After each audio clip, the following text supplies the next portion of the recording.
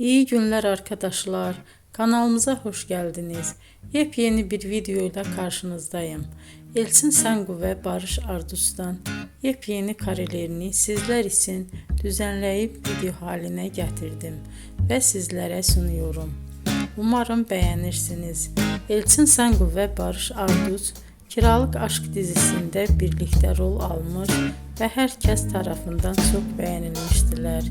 Biz de onların en güzel ve en özel karelerini sizler için hazırladık.